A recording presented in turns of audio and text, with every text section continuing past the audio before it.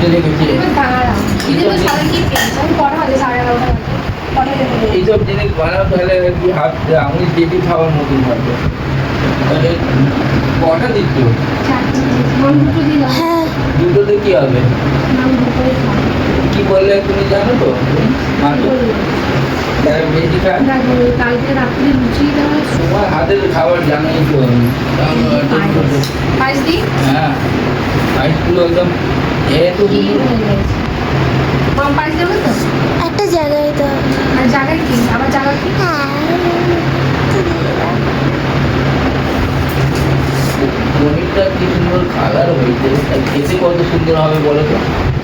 তোমরা খেয়ে বলো কেমন হয়েছে কিন্তু রাত্রে খেয়েছি রাত্রিরে অত তাড়াহুড়োর মধ্যে খাওয়া যায় না। খেয়ে তো ডিউটি গেলে গিয়েছি হ্যাঁ, শান্তি করে না খেলে ওইসব খাবার ভালো বুঝতে লাগে পারছি। হ্যাঁ।